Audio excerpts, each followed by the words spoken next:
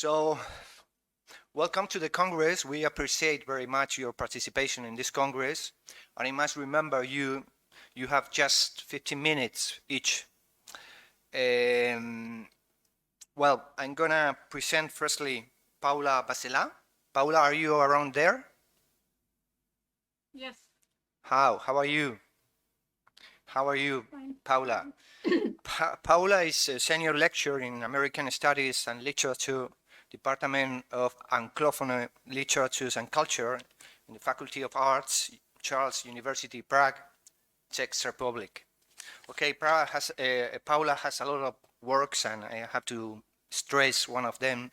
For example, the check-in of Thomas More's Utopia, or locating Utopia in poetry. The title of his conference is What is an Intentional Community? The translation is ¿Qué es una comunidad intencional? Okay, Pavla, you have 15 minutes, and I'm going to give you the floor in order to teach. Okay, when you wish. Thanks a million for staying there. Thank you.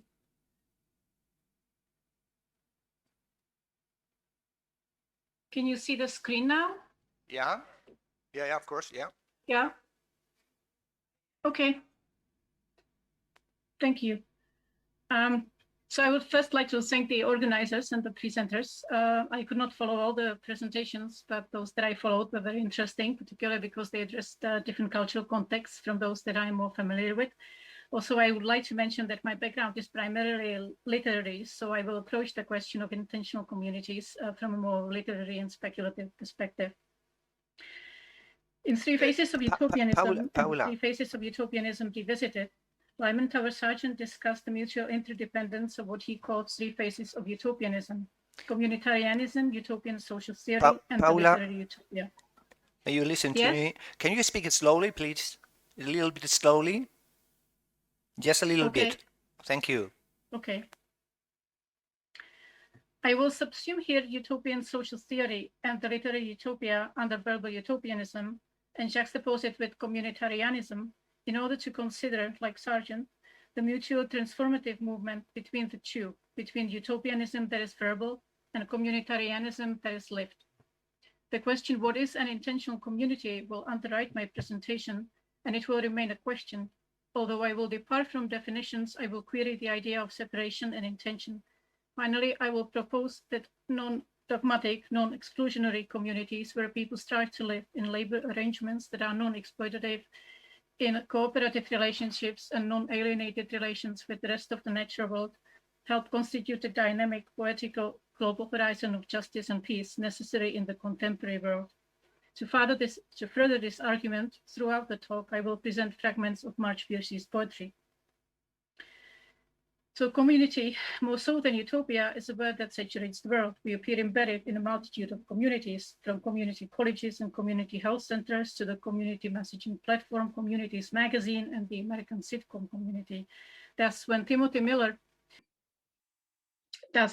Miller's description of intentional communities as marked by a sense of common purpose and of separation from the dominant society.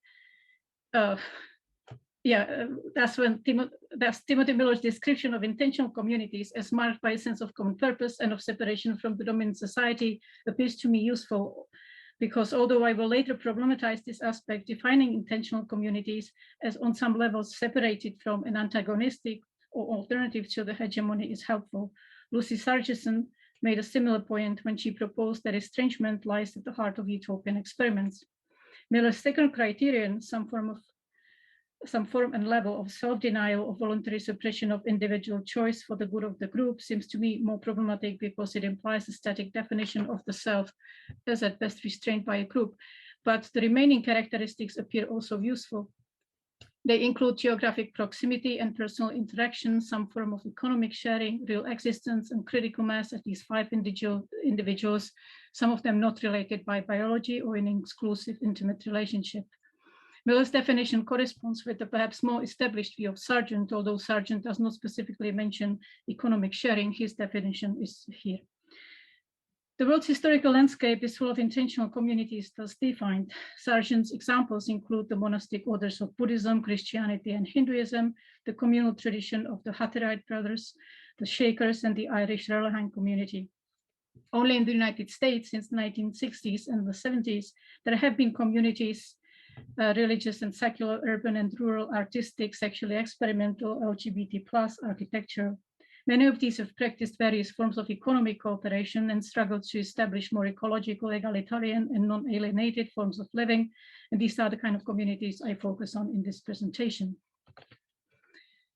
That intentional communities, or such intentional communities, have often been relatively short-lasting has been attributed to conflicts within them and to their not growing beyond the initial enthusiasm of a few, not cultivating continuity from both internal and external sources, and getting eventually absorbed by the dominant order both culturally and economically. Rather than a failure of particular communities, this seems to result from their paradoxical existence within the always expanding capitalist system. Nowadays, can there be a sustainable separated community? Native American communities, which could be an example, have been massively destroyed, and those that are surviving are affected by the global environment in the same way as the fictional Utopia, to which I will shortly return. Other intentional communities I can think of are on some level embedded, if differently positioned in the capitalist system, whether they want to or not, which makes their position uncertain, analogical to the position of utopian enclaves in critical utopias, and even more so in critical dystopias. As Moylan observed, after the 1960s, utopia and dystopia have largely transformed into the critical utopia and the critical dystopia, their shared features being an uncertain status of the utopian enclave, characterized by difficult problems in the critical utopia and by seriously threatened existence in the critical dystopia. For example, in a novel such as Ernst Callenbach's Utopia, where the more perfect community appears relatively secure, something as simple as the wind blowing from the rest of the United States reveals that the community cannot protect itself from environmental damage originating elsewhere on the planet. In Marge Piercy's Woman on the Edge of Time and her later novel He, She, and It, the utopian enclave is threatened by the outside world, and in Octavia E. Butler's Parable of the Sower, Acorn, the enclave that emerges at the end of the novel, is destroyed in the sequel. Why are spaces like Acorn attacked and destroyed? In Butler's novel, the main cause is intolerance of difference, religious fundamentalism from which there is no hiding. As the protagonist puts it, President Gerard, if the country is mad enough to elect him, could destroy us without even knowing we exist. Another cause is the community's uncertain economic relations to the outside world. The process of building Acorn involves buying or otherwise acquiring not only food, blankets, sleep sacks, clothes, and shoes, but, for example, dental floss, soap, petroleum, jelly, toilet paper, water purification, tablets, ointment for insect bites, and a lot of other things. Eventually, Acorn grows from the original 13 members to 59, and it adjusts its lifestyle. They use aloe vera for insect bites, for instance. The community is not completely self-sufficient, as it barters with neighbors, opens paid schools, and scavenges from abandoned carts, farmhouses, and fields. Yet still, one of the characters remarks they cannot move out of the 19th century. Acorn votes to expand, but gets attacked and destroyed. By the end of Parable of the Talents, the protagonist builds a large-scale movement and takes Earthseed to another planet, creating a self-sufficient community, but elsewhere. And in yet another novel, Kim Stanley Robinson's recent New York 2140, a small-scale community that faces the potential fate of Acorn is instrumental in carrying out large-scale changes on Earth. It may be objected that intentional communities do not want to expand like Earthseed, or they cannot initiate large-scale changes like the MetLife Tower. The Shakers, for example, who have lived in Maine since the late 18th century, are a very close community. Besides celibate, their membership requirements for novices include, for example, US citizenship, note at age between 18 and 50. However, even the Shakers are on many levels embedded in the hegemonic system. They have an e-shop and have been affected by the global pandemic, for instance. In other words, environmental, economic, and minority lifestyle separatism is impossible and difficult in the present world, whether a particular community strives for it or not. As in Utopia, the wind blows. As in the parable novels, religious fundamentalism and xenophobia threaten different lifestyles, and a complete small-scale economic self-sufficiency results in Amish-like life. And as in New York 2140, when an enclave becomes attractive for capitalism, the system attempts to absorb it. The position of intentional communities, therefore, seems analogical to the position of utopian enclaves in critical utopias and critical dystopias, in which they struggle for existence, like Tikva in He, She, and It. To continue with the relationship of the verbal and the lived, arguing that intentional communities have inspired verbal utopianism is not controversial. Examples include medieval monasticism in Thomas More's Utopia seriously and the Leibboken satirically, the Brook Farm in Nathaniel Hawthorne's The Blithedale Romance, or aspects of Native American cultures in Ursula K. Le Guin's Always Coming Home. B.F. Skinner's Walden 2 or Kallenbach's aforementioned Utopia are modern examples of inspiration in the opposite direction, but perhaps intentional communities are better seen as emerging in intention to live in common rather than in implementation of a specific image, whether forged by literary utopia or social theory. In other words, perhaps intentional communities could be viewed as primarily formed by what Ernst Bloch in the Principle of Hope called positive expectant emotions, which rise from hunger, have the paradisial in the unconditional element of their ultimate intentional object, and as other expectant emotions are anticipatory, since their intentional object does not simply lie ready, available in the existing world, but is anticipated, not yet existent. Living in anticipation of life in common, life unavailable in the present world, intentional communities adopt or forge specific programs or projects, but these may change without the community necessarily disintegrating, as has been the case, for instance, with Twin Oaks. Also, some intentional communities have been more long-lasting than others, but as Sargent noted, there have been communities that made their temporary nature deliberate. For example, those that were helping draft resistors and people involved in anti-war protests in the 1960s North America. These were modeled on the underground railroad that helped slaves in the 19th century and were designed as short-lived in order to avoid detection. As Sargent wrote, such deliberately temporary communities exist on a continuum, and the same could be argued about similar intentional communities that may appear forgotten, but as this poem puts it, the struggles of the dead are the way that carried us here. So now, for the last part. This is not to suggest that all intentional communities have been socially progressive, but there have certainly existed and continue to exist communities that strive to be non-exploitative, non-exclusionary, and egalitarian, and that also consciously partake in the broader social orbit. And again, this conference very much attests to that. These faking dreams with world extensions, use another of Bloch's literary expressions, are particularly important because even if the stationary halt in the on the way is as bad as, or even worse than on the way itself made absolute, every halt is still correct in which the utopian present moment of the final state itself is not forgotten, on the contrary, in which it is retained by the agreement of the will with the anticipated final purpose. Although world extending, such as the verbal and lived projects of Robert Owen or Charles Fourier, tends to end in perplexity akin to that of the 19th century reformers who, according to Bloch, wondered both why the world took no interest in their plans and why it gave so few orders to carry out the new design, are not intentional communities good spaces to generate waking dreams of world extension. A planet that is torn up by conflicts and wars continues to need envisioning and striving for life in common, not in terms of sameness of lifestyle, but in terms of economic justice, environmental well-being, peace, and non-alienation for all. As Darkus Suvin wrote, faced with the separation of classes into gated communities of the triumph financial military communicational rule, the horizon must be a classless society, but it falls in communities that are inextricably linked to communism, not in pseudo-communities of class and ethnic hatred, groupings for killings, exploitation, and humiliation.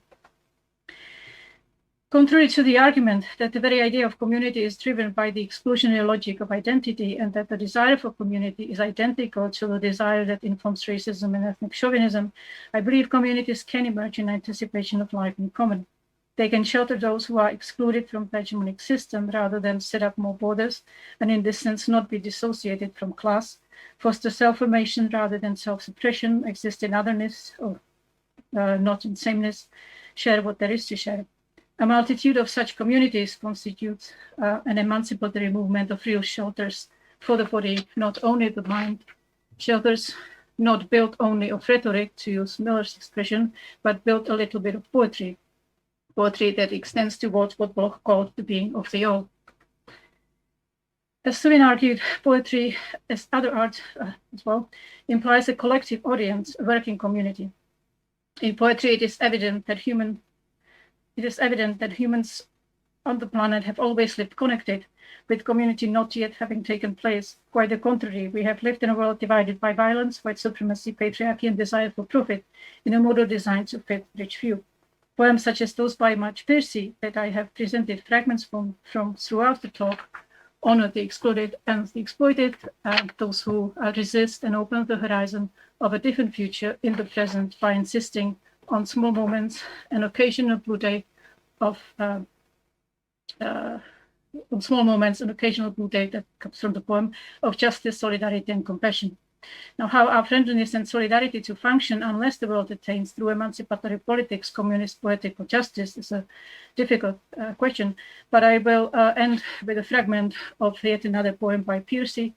All lists start where they hold in intention, only the love that is well completes them. Okay, thanks a million for your deep reflection on the utility of utopian thinking in our present societies, and more or less on the need for the global horizons for local communities. So I think it's not time enough for you, perhaps for nobody. So I have to give my room or the floor for the next participant. And the next participant is Junjie Rem. And Junjie Rem belongs to the Columbian University and the Committee of Global Thought, and he works under the support of a Catherine Davis Fellowship at Columbia University Graduate School of Arts and Science. Thanks a million for staying with us, and your participation is titled Reclaiming Utopia, What We Can Learn from Utopian Thinking. I'm going to translate it into Spanish, and it's something like reclamar la utopía, ¿qué podemos aprender del pensamiento utópico? Junjie, when you wish. Thank you so much for the introduction. Should I share my screen?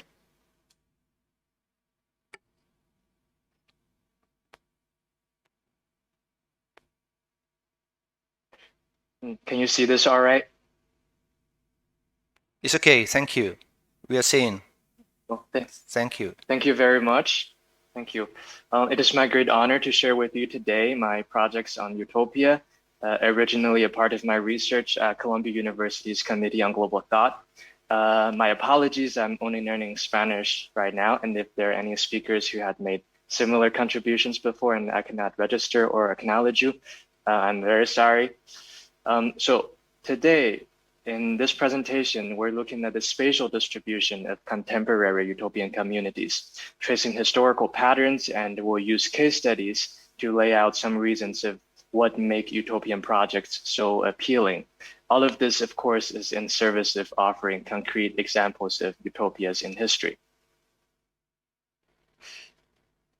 I'll start perhaps with an observation we are all too familiar with.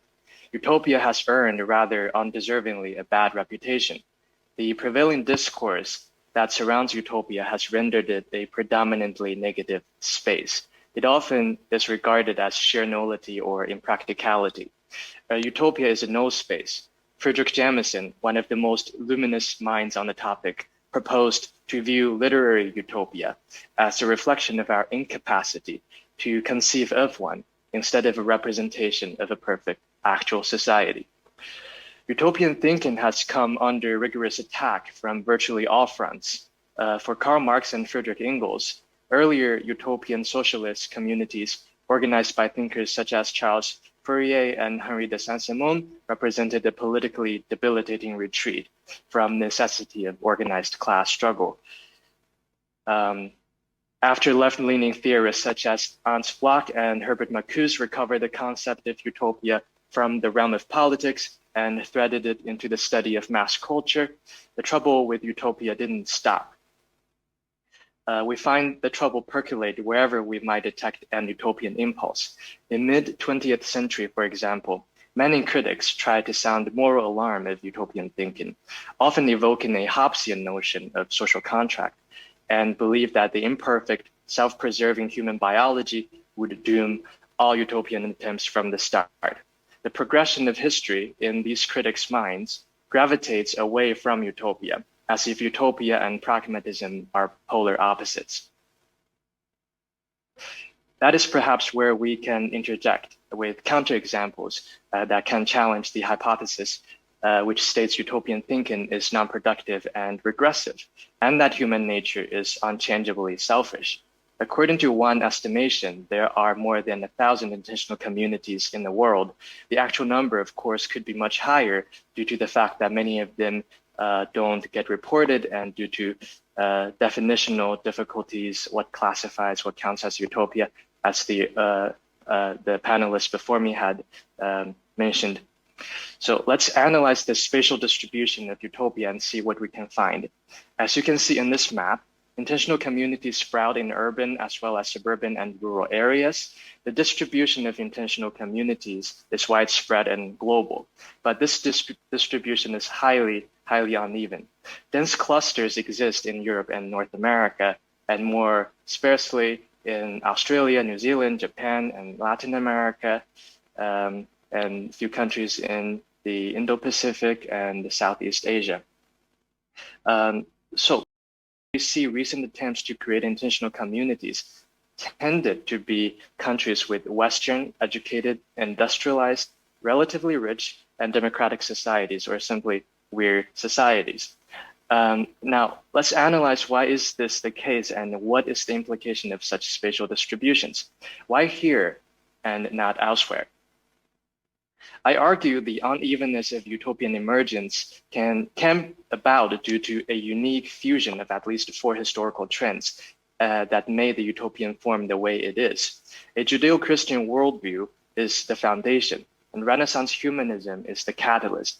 Regarding politics as science is the theoretical backbone, and industrial advancement oftentimes is the propeller. To address the spatial distribution, it might be helpful to return to Thomas More, who coined the term utopia for his novel in 1516. Even though utopian imagination certainly was present before More's time, as many scholars have made this point. Firstly, More's utopia is descriptive and perhaps prescriptive. In Utopia, More essentially offered a blueprint to a perfect world primarily through the fictional character Raphael Hythelode. The minute details of Utopia had already been designed. The utopian world is preconceived, and Hythelode simply encountered this world. More's Utopia is pronounced as a designed imaginative space that beckons to a Judeo-Christian understanding of the world as a planned, orderly construct originating from a creator, a planner, a commander who summons the world into being. In other words, the emergence of utopia might require seeing the world as a design project, approaching the world as a designed space. The solutions to the ill alignments of society naturally lies in a more comprehensive understanding of the world, followed by a better design proposal. Renaissance humanism in Europe circularized the transcendental significance of Eden through the creation of utopia, and endowed humans with the agency to realize their otherworldly visions. As Krishna Kumar puts it, utopia is a secular variety of social thought. It is a creation of Renaissance humanism. Despite Thomas More's fervent belief in Catholicism, utopia is ultimately a treatise on ideal governance. The time period, 16th century, in which More produced his novel was marked by the emergence of politics and governance as an area of science in Europe, where empirical observation and analysis of a population started taking on heavier weights in political analysis and calculations. Florentine diplomat Machiavelli, for instance, is widely considered as one of the fathers of modern political theories. In France, Cardinal Richelieu popularized the abstraction of a state as the entity existing in its own rights. More, Machiavelli and Richelieu exemplified a humanist turn, whereby social and political endeavors of the mortals are taken with higher regards than in medieval Europe. Therefore, approaching utopia as a design project is possibly a largely Western invention. Early utopian socialists typified this tendency to realize utopia through deliberation and intentional construction of space. Fourier's carefully designed communities come to mind, and I'll offer more examples later on. I will address the final point of industrial advancement in the next slide. So when do utopias emerge? Methodologies differ greatly when it comes to plotting a timeline for utopias. It varies greatly depending on the primary evidence scholars employ.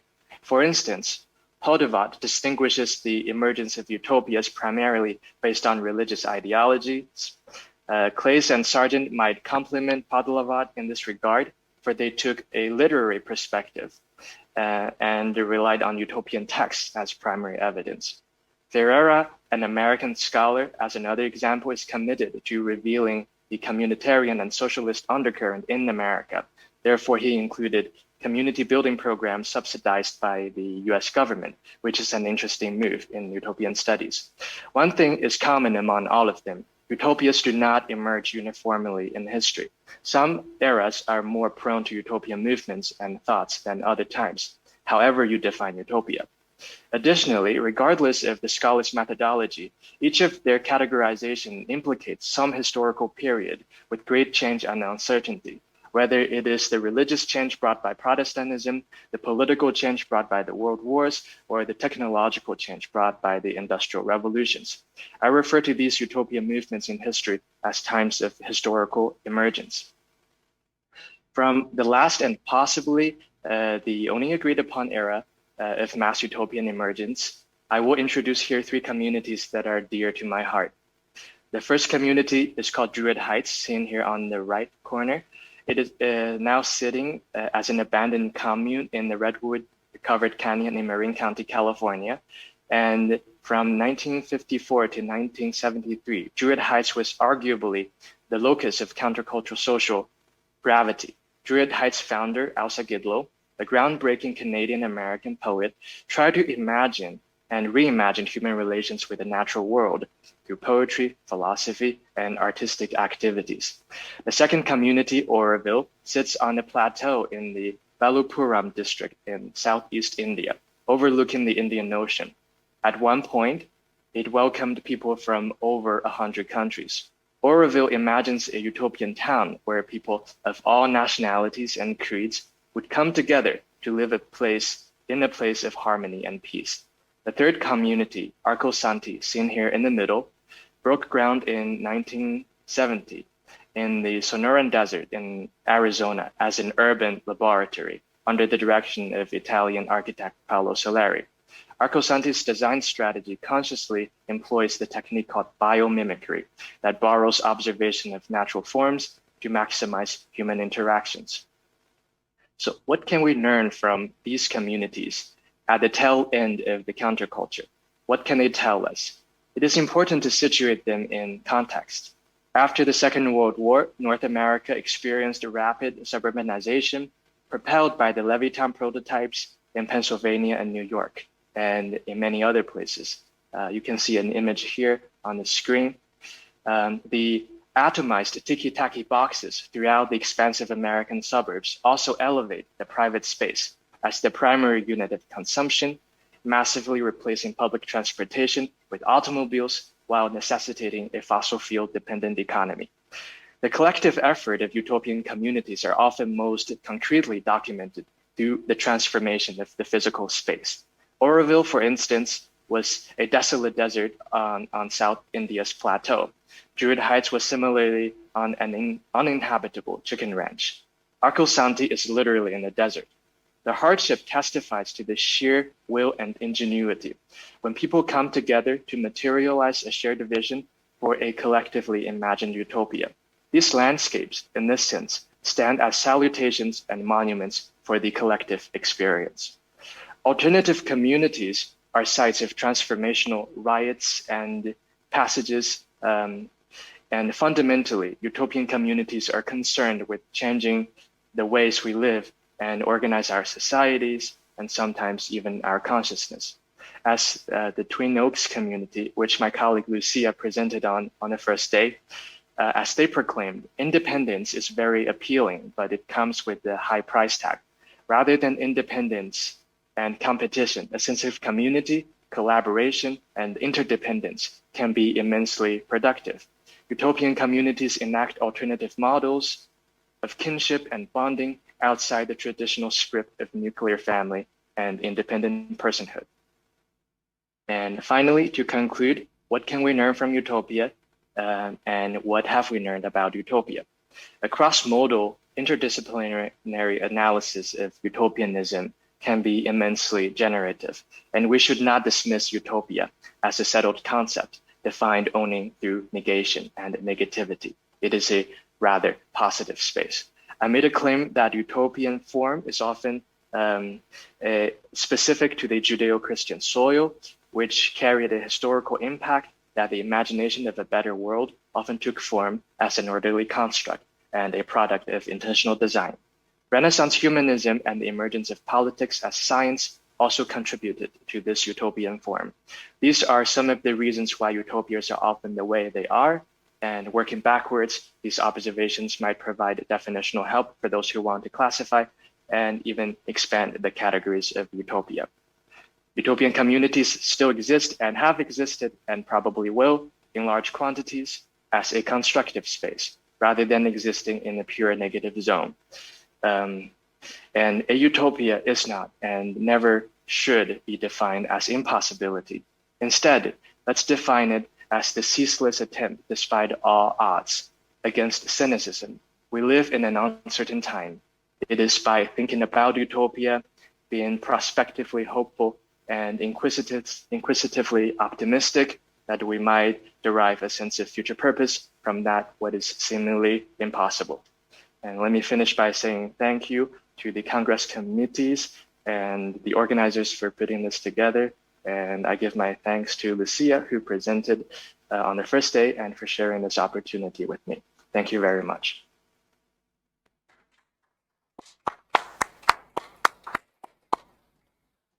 Okay, Junjie, thanks so much for your optimistic idea of reclaiming utopias as a way of better being, and for this radical idea of intentional communities. Thanks so much, because there are a lot of things to reflect. Okay, our third participant is Joe Cole. How are you, Joe? Okay, is Joe over there? Joe? I'm glad to be here. Thank you. Okay, Joe, how are you? Okay, I'm gonna present you in the sense, okay, you are assistant professor in the Department of Peace and Conflict Studies, University of North Carolina, Greensboro. And you are gonna talk about rethinking sustainable community through a racial justice lens. I'm gonna translate it into Spanish as repensar la comunidad sostenible a través de las lentes de la justicia racial. Thanks so much for staying here and attend this Congress. Thank you. Thank you very much, and thanks to my previous colleagues on the panel. I'm going to focus on a particular community and a case study about a name change process and what it says about sustainable community and racial justice and the tensions between those values. And as some of my colleagues have already mentioned, intentional community is a group of people who live together to share resources on the basis of common values. And of course, there's a wide array of what those values could be, but it's interesting to me the foundation of intentional communities, and which is based here in the United States, emphasizes cooperation and sustainability and justice as some of the key values. And so my case study is looking at a community project that's in the design and planning stages. It has not been built yet, and it's located in Central Virginia, USA, with a goal to build a village of 30 homes. And their community vision is creating a world in which people live in justice and harmony with each other and the land. They use sociocracy as their governance system. They have over 20 values and goals like care for the land and diversity, and about 25 to 30 active members who are mostly white and mid to upper class professionals. In 2015, 2016, a handful of members did some racial equity training and began to ask questions about the lack of diversity in the group and how the group might increase its diversity and also deepen its commitment to racial equity. A few members proposed a new value that would address racial justice concerns. Initially, there was resistance to this.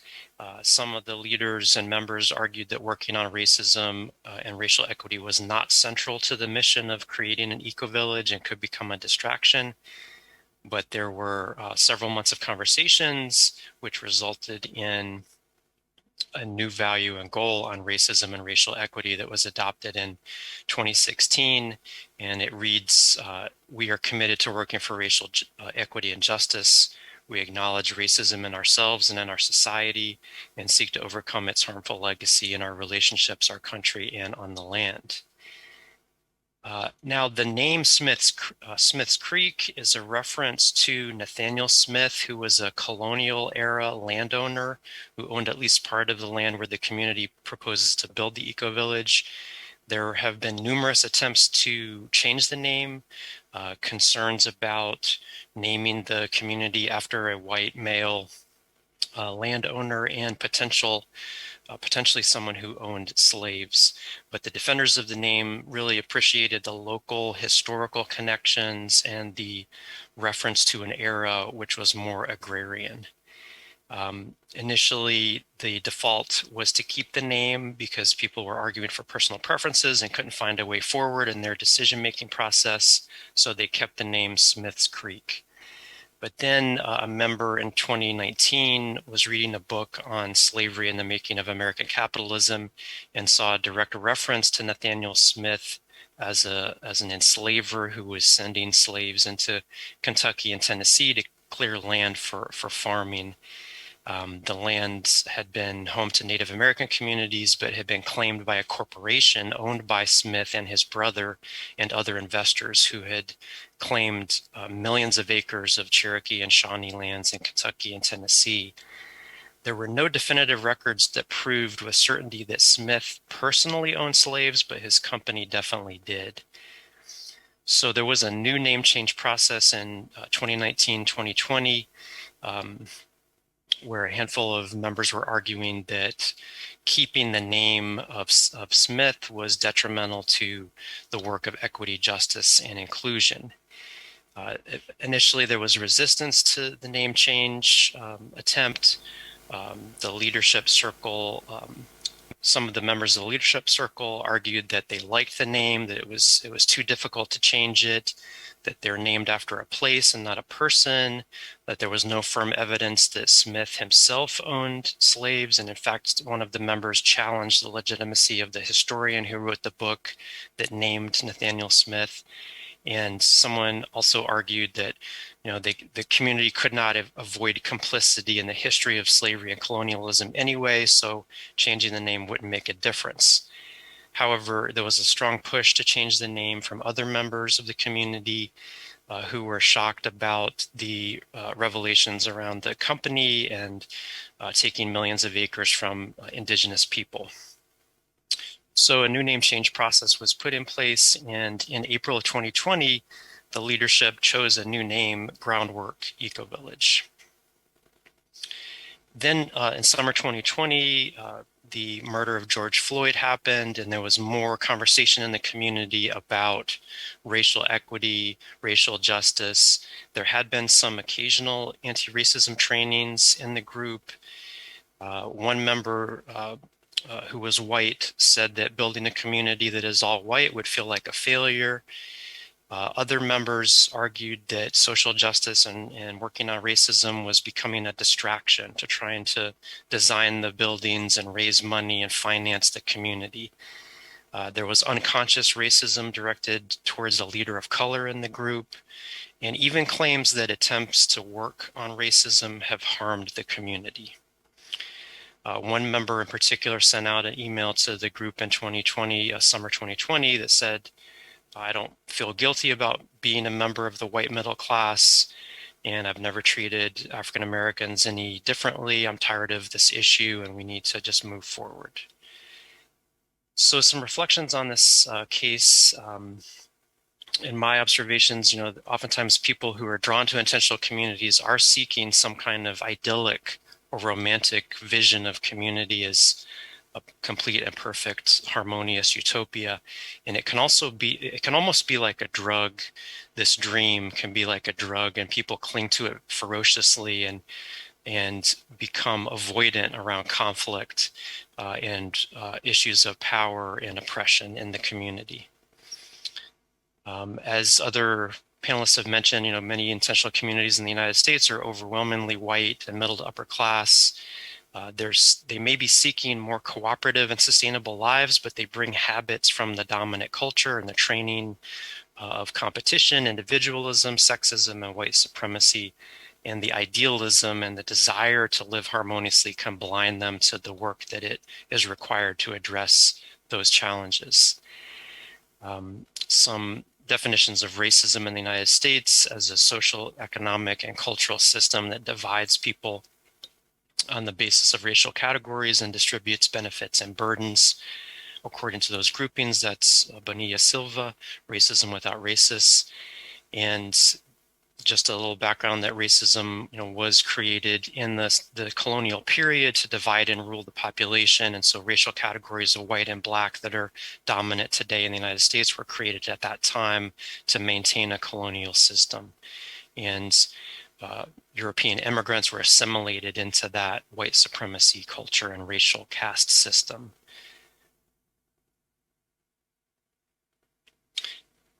And as we saw in the case study of the eco-village, when white people are confronted with racism, oftentimes they react with fragility. They want to deny that they're racist. They want to maintain white solidarity, close off self-reflection, trivialize the reality of racism, and protect white privilege. Victor Ray talks about a theory of racialized organizations, where he argues that all organizations are racial structures, especially in the United States, where race is constitutive of organizational foundations and processes, and they legitimate the unequal distribution of resources. There's been some interesting work on white supremacy culture by Tema Okun and others. And I see the intentional communities movement as attempting to create a more collaborative culture around relationships and stories and creativity and both and thinking and community cooperation, accountability, and empowerment. But the dominant culture that most people are raised in the United States when they come into intentional communities is not collaborative, right? It's divisive, it's competitive, it's individualistic, and it creates a lot of problems in intentional communities, the unconscious reproduction of white supremacy culture. So is it possible, to transform communities into anti-racist organizations by thinking about, there's no such thing as a non-racist community or a non-racist policy. You're either anti-racist, actively working on social justice and racism, or you're reproducing white supremacy culture and racism. And so this brings me to one of the core values in communities around sustainability, that it oftentimes is one of the ideals in intentional communities. And I just wanted to make a couple of quick connections here to the idea of environmentalism and sustainable development built around social, economic, and ecological visions of sustainability.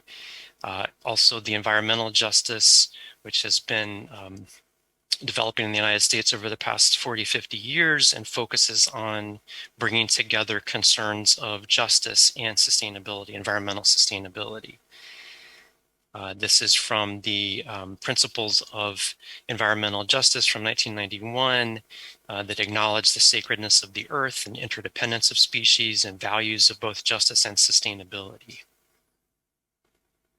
So sustainable communities, I think, can learn from environmental justice movements, just sustainability movements, and focus on the definition of sustainability as a better quality of life for all in a just and equitable manner while living within the limits of supporting ecosystems. That's a definition from Julian Adjaman, who's one of the leaders of the just sustainability movement.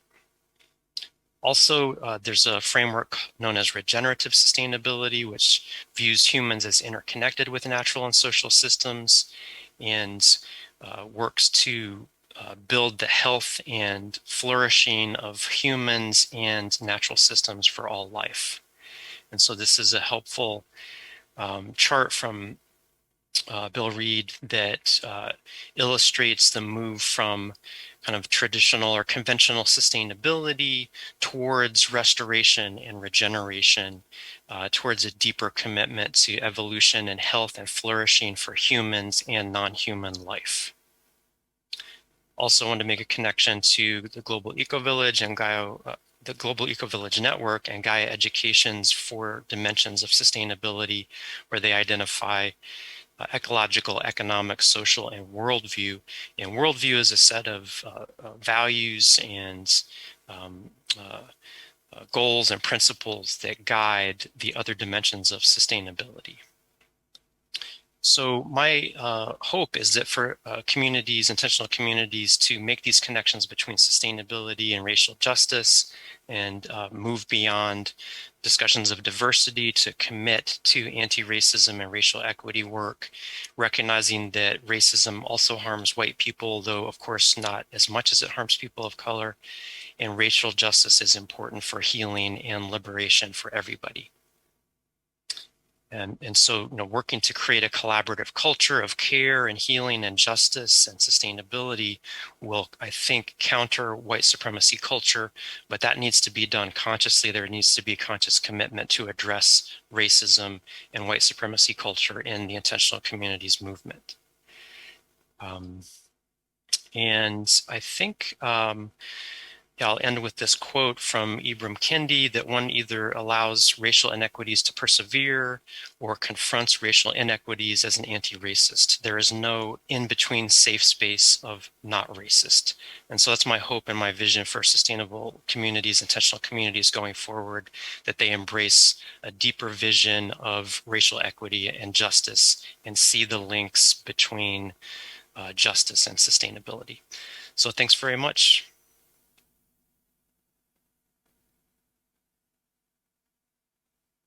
Sorry, Joe. Thanks a lot.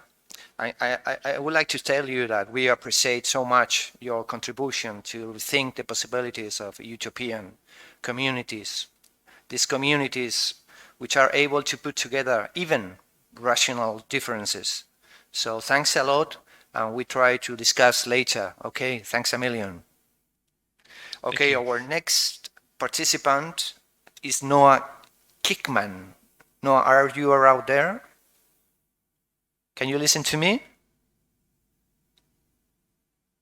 Okay, I have to wait.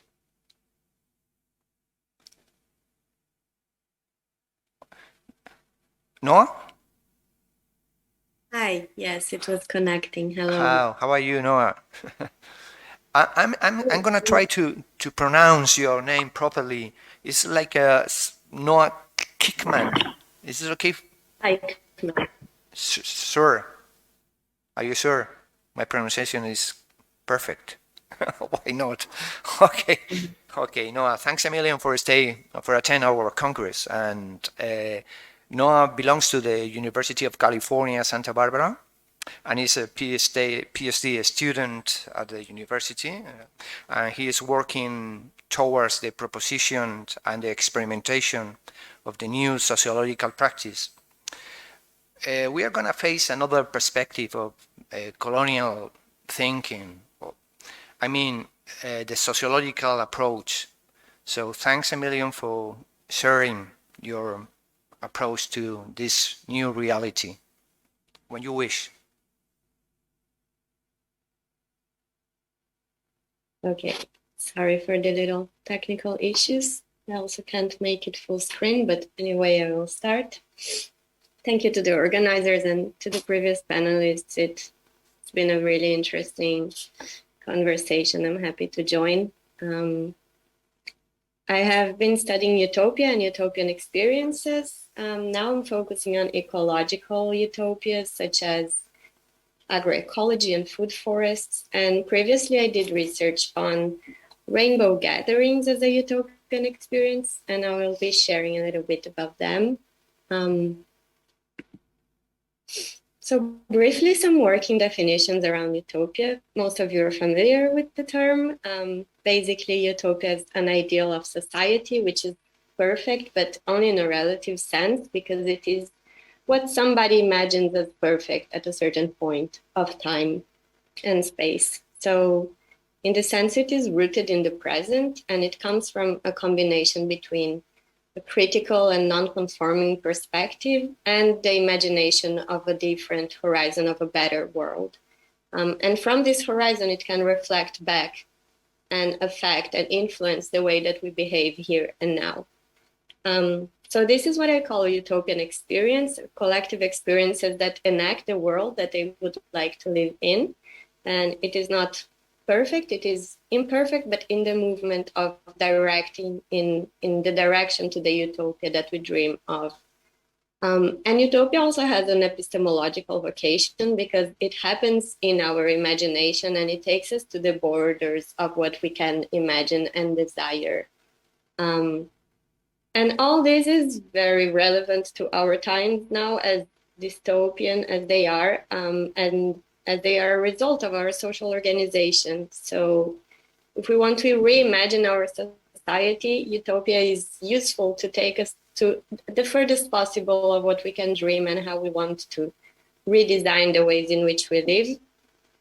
And centrally, what I want to talk here through rainbow gatherings, the ways through which we as humans relate to nature or participate in nature, or how we are nature. So rainbow gatherings are a utopian experience. This is the typical greeting you will see when arriving to a gathering. My research was based on my experience in 6 gatherings in 5 countries, in Brazil, France, Austria, the Italian-Slovenian border, and Israel. Rainbow gatherings are an intentional community that is anarchist and nomadic, so it is not a fixed group in a fixed place. There are ephemeral temporary gatherings that last 1 lunar cycle, so from one new moon to the next one, and people will gather in nature and self-organize. It is the biggest non-organized group of non-members in the world, according to one of them. And the gatherings are non-commercial and non-hierarchical. So there is no payment to come in, no formal necessary payment, and there are no organizers. If you can access, then once you're there, you are yourself an organizer, and all the work is done collectively. So cooking meals and collecting wood, for instance, and funding is also made in a shared spontaneous way through spontaneous donation. So they call the system an organic anarchy, summarized in the statement, if you see a task, it's yours, with the addendum, if you don't want to do it, don't do it. And decisions are made by consensus in talking circles. Some of these consensus have become traditional, such as no electronics, so no phones, no pictures, also no meat consumption, no alcohol, a few others. It started, the first gathering took place in Colorado in the United States, 1972, so influenced by the hippie, the post-war, Woodstock, counterculture, new age, and other influences. And since then, it spread to new countries and new continents until it reached the 5 continents. And it gathers people from multiple backgrounds, mostly travelers, so various social classes, but mostly a white population. And the discussion we just heard now with Joe is very relevant to this community as well. And hopefully it will start to be a point of discussion in all these overwhelmingly white intentional communities, as he put it. This is one picture. I was not there, I didn't take it. I don't know who did. That was in Canada, 2013. Bosnia, 2007. This is the moment. Normally the family, as they call it, will get together for food circle, for having the meal that was collectively prepared by volunteers. And then there is a little bit of a ceremony and chanting before the food. And after eating, it normally turns into a space of communication, either a quote unquote formal talking circle or simply a moment for announcements of updates on works that have to get done or workshops that are being offered and so on. So as the central feature, a central motto of this intentional community is about being in contact with nature and having a more intimate connection with nature in this life of simplicity and communion among humans and with other beings. Of course, it doesn't happen perfectly in practice. It is not a perfect utopia. It is a utopian experience and a vision of a utopian experience. And I will share a perspective on this vision. And so to think about this integration between human and nature, I will start from the premise of an ontological continuity, meaning that humans and nature are not separate. Humans are nature, and we are made of the same building blocks. And this is a vision shared by multiple traditions from all over the world, including some of Western philosophy. Although they have variations and each tradition has its peculiarities, there is some common ground around the idea of these four elements that are corresponding between elements in nature and human energies. So the basic correspondence is between earth and the physical body, water and the emotional body, air and the mental body, and fire and the spirit and creativity. So I will briefly go over each of these elements and observe how in these rainbow gatherings, they try to progressively approximate human experience and human behavior to the way that these elements work in nature. So earth is related to the body, matter, firmness, strength, food, territory, money, etc. Sustenance, everything that is connected to the physical experience. And the first movement of the rainbow gathering is to leave the city and the industrial domain and join the body of the earth again.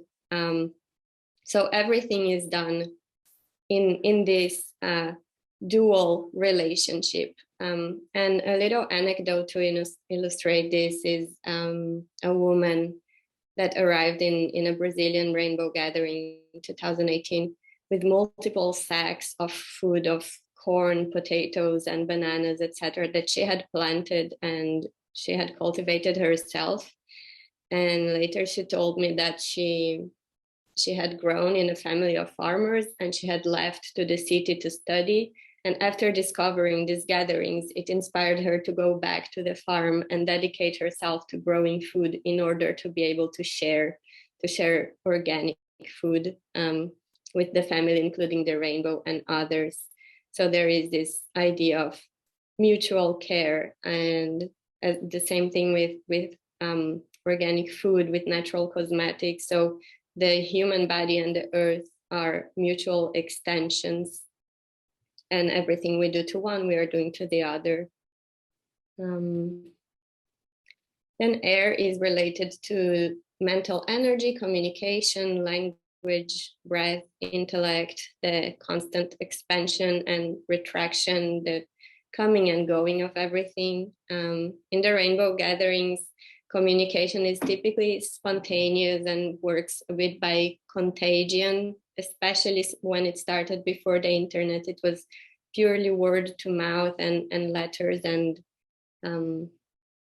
journals. And also an anecdote, in the European gathering in 2016 should be in Austria, but the police was systematically repressing it, so it had to move 7 locations.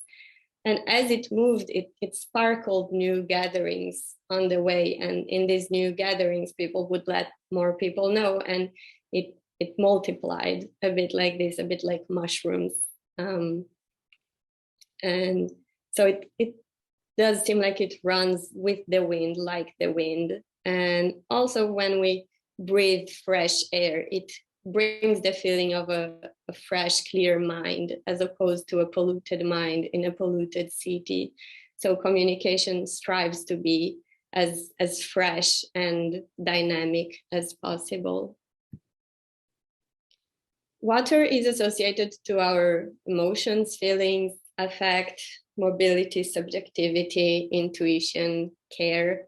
The rainbow basic motto is "We love you." It is the idea of an inclusive family, of alliance across difference. So love would be like water that nourishes, and fosters growth of all plants and all animals and all beings without discrimination and without determination. So this is the inspiration. And then a little anecdote again is in a Brazilian gathering, we had a case of harassment. A man harassed a woman, and that was dealt with by the group joining in a talking circle with the presence of the man and the woman. And the idea is that people who are aggressors or violent, they are themselves, they have suffered trauma that needs healing. And if that person is expelled from a rainbow gathering, where will the person go other than harass and aggress other people? So of course it's not simple, there is a tension, and it is always complicated. And in this case, after many hours talking through that with the group of people, we did not come to any conclusion if he should be expelled or he should stay. But then the next day, he simply packed his things and went away. So this is how, so again, relating to the water relations, they are healthy and healing when they can flow easily and adapt to change and foster this growth. And two quotes I like that relate to this by two philosophers. Feeling is always touching oneself and the world at a time. So again, this continuity between us and the world through feeling and through this flow. And love is an ecological practice. And finally, fire, libidinal energy, creativity, spirituality, sex, desire, art, everyone's favorite. In rainbow gatherings, if you go, for instance, there's a multiplicity of spirituality that at the same time still has a common core. If you go to a rainbow gathering in Brazil, there are sometimes ayahuasca ceremonies. If you go to Israel, there will be Shabbat ceremonies. But there is always this rooting in nature and the sense of nature as being sacred, of everything as being alive, and religion as the form of reconnection with this. And like fire, like flames, the rainbow doesn't have a specific material mass or specific shape, but it is luminous and amorphous and ephemeral. And the same way that the gathering itself is like that, also any authority or hierarchy that insinuates to come to being will be dissolved. And finally, there is literally a fire at the heart, at the center of the gathering, that will be lit during the whole gathering, that can maybe be related to how the heart is the fire that keeps a human body alive. So this utopian experience shares challenges with other ones, including how to make it more extensive, how to make it more long-lasting, how to make it more inclusive. But it does bring some utopian visions about this new sensitivity and this new subjectivity that we have to develop if we want to get to a new society, because we can't simply produce structural change and reduce carbon dioxide emissions and achieve real change if we only do that and we do not transform the human sensitivity and the human experience that will be building this new society. So here we have a case of trying to imagine and to enact this new human that inserts itself in nature in a new way, in a politics of involvement and entwining.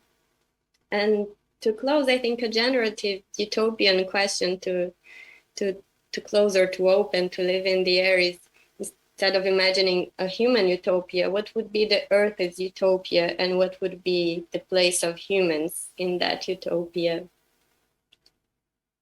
And that is me going to a rainbow gathering. And thank you very much for listening. And I look forward to continuing this conversation. Okay. Okay, once again, Noah, thanks a lot for your presentation and for this perspective. So interesting for opening minds in this depredating world, no? We are living and wasting our lives. So it's a great perspective. Thanks a lot. I'm gonna present and introduce the last one of our participants. I mean Orna Shemer. Orna, are you around there?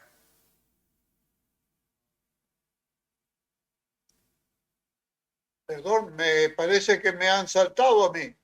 Sorry. Jesus Christ. Sorry. Menachem, sorry. Yeah. Sorry, are you around? Okay. Menachem, I'm going to present you as a wish. Or are you able to talk without presentation? Whatever you want. I just want to tell you that you belong to the Instituto Yad Tabenkin. Is this a good pronunciation? Is this okay? Okay. So, and you are going to talk about a collective kibbutz. El kibbutz colectivista se enfrenta al desafío individualista. Okay? Collective kibbutz meets individualistic challenge. When you wish, no, I'm sorry very much. Sí, perdón, Orna. Are you going to talk in Spanish or in English? En Spanish. Okay, Hispanic. Okay, perfect. Bien, yo creo que no hace falta explicar lo que es kibbutz en este foro.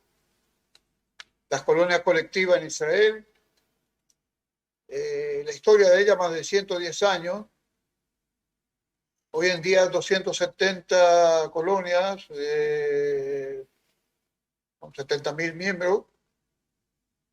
La historia del kibbutz es una crónica de comunidades que se desarrollaron durante los primeros decenios del siglo XX, modelos alternativos a la sociedad capitalista. Pese a ser alternativos, fueron parte activa de la sociedad común hasta el punto que fueron una base importante para el establecimiento del Estado de Israel en 1948. En los años 70, estos kibbutzim, que es el plural de kibbutz, presentaban un modelo bastante uniforme, considerado hoy como el clásico kibbutz. Este modelo fue desplazado por la mayoría de los kibbutzim en los años 90 a raíz de una crisis económica que se agregó a procesos anteriores que impulsaron la liberalización y el individualismo. El modelo colectivista del kibbutz clásico fue víctima de serios ataques desde afuera y desde adentro, presionando a sus miembros por un espacio mucho más amplio para el individuo y la familia. En cada kibbutz se configuró un modelo específico de cambios de acuerdo a su situación demográfica y económica y a la relación de fuerzas entre los miembros que exigían cambios individualistas y los que se oponían. Pero la gran mayoría fue pasando a lo que fue denominado formalmente kibbutz renovador, mucho más particularizado. En este se observan tres tendencias de cambio que son privatización, tecnocratización y enlace con la sociedad general. Una minoría importante conservó formalmente el sistema clásico que fue denominado kibbutz colectivo. En forma general, es posible decir que el kibbutz fue tomando las características que los sociólogos imputan a la sociedad postmoderna. Como todos los investigadores del kibbutz, yo me había dedicado al estudio de los cambios, sus razones y desarrollo, dejando de lado los kibbutzim que supuestamente no se transforman, no son de interés. Pero la realidad es que todos los kibbutzim se encuentran bajo las mismas presiones que la vida moderna implica con esa cultura capitalista que rodea. Y entonces nos hemos preguntado en dos institutos de investigación relacionados con el movimiento de kibbutzim, Yad Tabenkin y Yad Yare, ¿Cuáles son las características de aquellos kibbutzim que mantienen el colectivismo? Esto dio lugar a una investigación conjunta mía con el historiador Dr. Doron Nadir en 2 kibbutzim colectivos y se agregaron 2 investigadores más en otros 2. Estos estudios fueron publicados en un libro en hebreo bajo el título The Communal Challenge y fue publicado el año pasado. Nuestro estudio, que es la base de esta presentación, incluye análisis histórico desde la fundación de cada kibutz y en especial los momentos críticos en su pasado y entrevistas profundas con más de 30 miembros variados en cada kibutz, a más de recibir todo el material publicado internamente. El estudio comenzó a ejecutarse en 1908 con el doctor Nagari como historiador, pero en el proceso el cáncer lo venció y el estudio se detuvo. En estas condiciones, y dado el impacto directo de la crisis mundial en la industria de los 2 kibbutzim, se decidió transformar el estudio y acompañar el enfrentamiento de ambos kibbutzim con la crisis. En este periodo, en ambos kibbutzim surgieron propuestas de cambios individualistas, llevándose a cabo intensos debates sobre el tema. Y pasando a características que encontramos en los kibbutzim estudiados. Puedo presentar shared, bien, espero.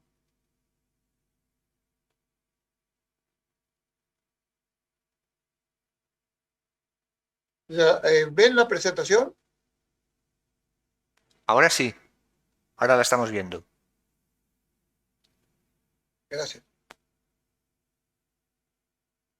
El análisis histórico señaló que cada kibutz fue formado por la unión de 2 diferentes grupos de similar poder, hecho que les enseñó a respetar distintas ideas, a aceptar compromisos y a deliberar comunalmente en los temas importantes.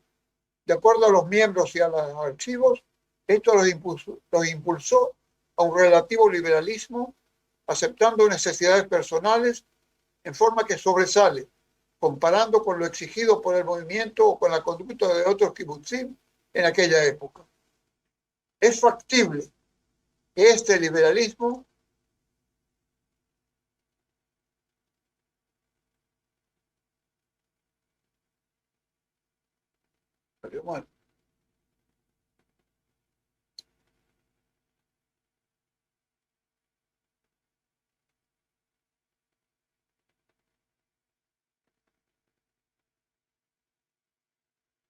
perdón.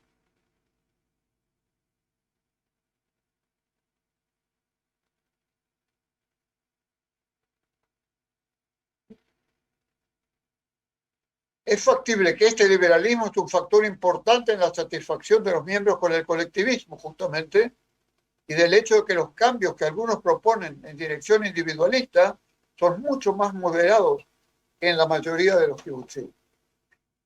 Es posible entonces enunciar una interesante conclusión dialéctica, ustedes pueden leerla, contrario a lo que se cree generalmente. Justamente el relativo liberalismo es el que permite el apoyo al colectivismo.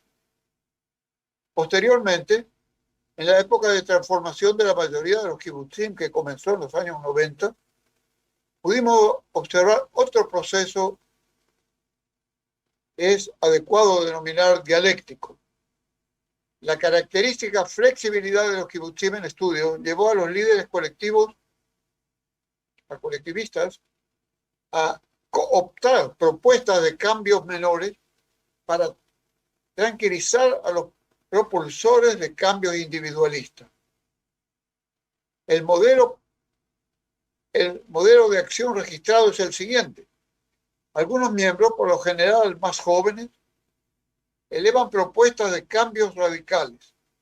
Si reciben algún espacio o algún apoyo en el público a través del periódico semanal interno o comentarios con miembros del comité directivo, entonces el comité organiza debates públicos en los cuales elevan ellos mismos proposición de cambios, pero minimales, en el tema.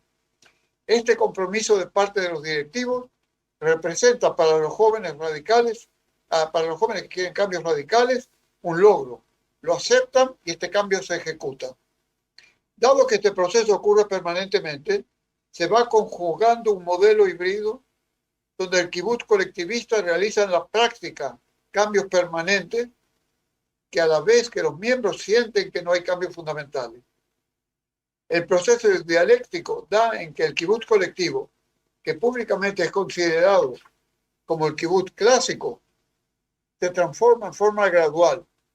Así, por ejemplo, hubo más de 20 cambios fundamentales que pudimos identificar en los años del estudio.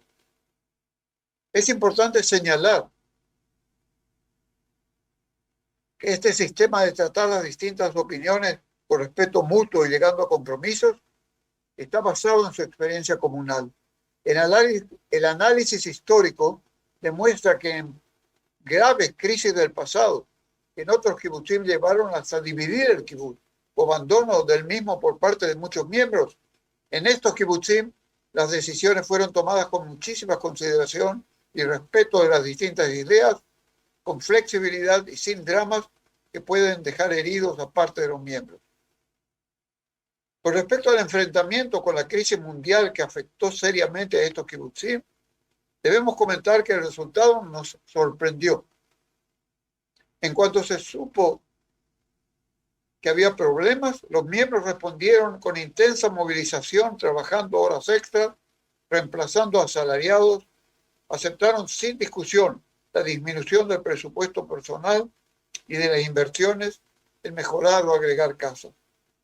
Estas medidas que fomentan solidaridad y colectivismo están basadas en la experiencia del kibutz clásico, colectivo. Nuestra suposición fue que el éxito de esta conducta dejaría de lado las propuestas de cambios individualistas que estaban germinando antes de la crisis. Sin embargo, inmediatamente luego de superar la crisis exitosamente por medios colectivistas, las discusiones surgieron con mayor fuerza. La explicación dada por los protagonizadores de estos debates fue que el temor de lo que puede ocurrir en una crisis cuando los miembros no tienen propiedad o reservas personales no desapareció, pues la sensación es que puede volver a ocurrir. En uno de estos kibbutzim, las propuestas de cambio lograron superar la clásica oposición. El kibutz se transformó en renovador luego de finalizar el estudio. Pero los cambios en él fueron más moderados y limitados que en la mayoría de este tipo de kibutz. En el otro kibutz, los cambios radicales fueron rechazados y, de acuerdo al proceso ya explicado, fueron reemplazados por compromisos minimales. Si bien ambos kibbutzim comparten aquellas características y muchas otras, ellos se difieren en otros aspectos. En uno de ellos, tal vez el principal, es interesante de presentar, es el sistema de liderazgo. En uno de ellos, las instituciones performan formalmente, activando la opinión pública a través de publicaciones, debates en grupos y en general, hasta que después de bastante preparación, los temas serios van a decisión de la Asamblea General y el voto en urnas. Los directivos se cambian a menudo. Hay muchos comités públicos cubriendo todos los sectores de acción. Ante la solicitud de señalar líderes, la respuesta común fue: ¿líder? Tal vez había en el pasado, hoy no hay tal cosa.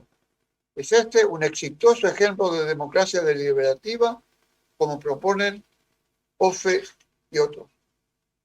En el otro kibutz, en la práctica, hay dos partidos con respecto a la exigencia de cambio. Estos no son formales, pero ellos eligen cada periodo 2 secretarios generales, uno de cada partido.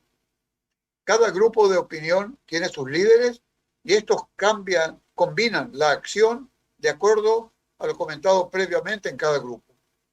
Para formalizar los acuerdos llevan el tema al comité directivo, donde hay representantes no formales de ambos partidos, o nombran una comisión ad hoc sobre el tema donde están siempre los líderes de los grupos. También Esta es una forma de democracia deliberativa muy distinta a la anterior, pero también efectiva. Podemos afirmar que el tipo de liderazgo no es factor que influye para que el kibbutz conserve el colectivismo siempre que se configure una democracia deliberativa. Otra característica que diferencia claramente a ambos kibbutzim está relacionada con el lugar que ocupan las mujeres en el espacio público. En un kibbutz encontramos al iniciar el estudio que en forma oficial nombran 2 secretarios generales, un varón y una mujer, pero en el resto de los cargos públicos encontramos solo varones. Incluso el secretario del Comité de Educación, pese a que casi todos los que trabajan en este terreno son mujeres. Así también en las industrias y las ramas de producción. Buscando en los archivos, no encontramos mujeres en cargos públicos, tampoco en el pasado, y también muy poca participación activa en la Asamblea General. Una candidata que se negaba a ocupar un cargo económico, pese a que tenía un título académico en ese terreno, me explicaba que le insisten los líderes no formales que acepte el cargo, pero no lo va a hacer, pues aquí me mirarían como algo raro, dijo. Aquí no se acostumbra a ver a una mujer en ese tipo de cargo. Y estamos hablando de un kibbutz que pertenecía al movimiento más radical. En el otro kibbutz nos sorprendió al iniciar el estudio que los 2 secretarios generales fueran mujeres. La directora de la muy importante empresa global, mujer, y así también la directora de la segunda empresa industrial. Cuando en las entrevistas comentamos esto, los miembros no entendían por qué comentamos, qué hay de especial. También en el estudio histórico encontramos que esto era un hecho común también en el pasado. Un miembro que se encuentra ya muchos años explicaba que buscando un kibutz para incorporarse, él y su mujer, cuando llegaron a la mujer decidió que aquí se quedan cuando vio que todos los principales cargos estaban en manos de mujeres. No logramos explicar la causa de tan extrema diferencia entre ambos kibbutzim. La pregunta quedó abierta. En resumen, podemos decir que estos kibbutzim buscaron conservar el colectivismo en forma activa a través de democracia deliberativa. Liberalismo y cambios menores, cuando el sistema de liderazgo o el papel de las mujeres no son elementos vital para ellos. Sí encontramos que influye la cultura de la comunidad que se configura en su época inicial. El hecho de que ambos kibbutzim superaron la crisis por medios colectivistas y sin embargo la crisis despertó y alentó cambios individualistas, nos da la pauta de la importancia de la asociación de riesgo que las crisis implican en una comunidad colectiva. Muchas gracias. Menachem, muchas gracias por tu intervención y por esta reflexión, ¿no?, sobre las contradicciones del kibbutz, las contradicciones entre el colectivismo y el individualismo, y también por esa perspectiva de género que a veces nos falta, ¿no?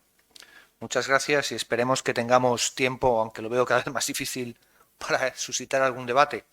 Okay, the last participant is Orna. Orna, are you around there, Orna? Yes, I'm here. Thank you. How are you, Orna? Orna Shemer. Fine. Is it okay? Your name is properly pronounced? Yeah, you pronounce. Okay, yeah, thanks. Thank you. okay. Thanks a million. Orna Shemer is gonna. Okay, she belongs to the Hebrew University in Jerusalem. Is it? Yeah, right. The Hebrew University. Okay, and you are gonna talk about a kibbutz perspective and the contradiction also.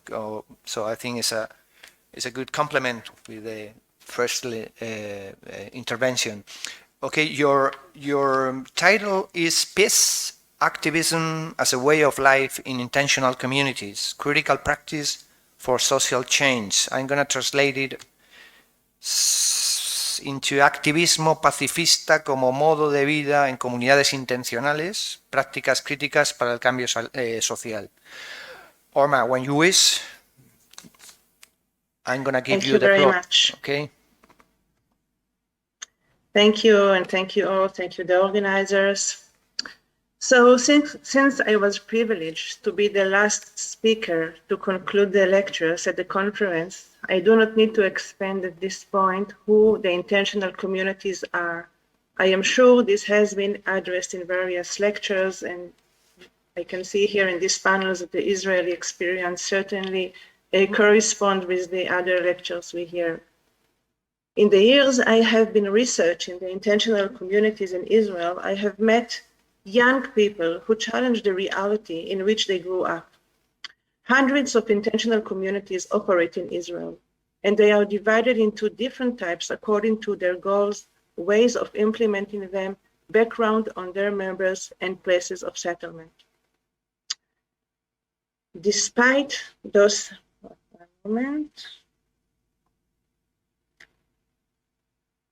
it can go down, one moment. Okay. Despite those differences, it seems that most of them are characterized by a way of life that express their critical action, which I will conceptualize as the practices of peace. This conceptualization on which this lecture is based are from 4 studies I have conducted on intentional communities in Israel in the last decade, and an ongoing contact with members from intentional communities. Unlike the familiar use of the term peace as non-violence, in this lecture, peace conceptualized in its expanded form as a unique way of life. The literature on peace describes a variety of practices that prevents various expressions of violence and operation, and that work to peace building through the creation of spaces of safe, decent, and empowering reality. Example of this can be in influencing through social movement, establishing educational institutions, or in building multicultural and inclusive communities.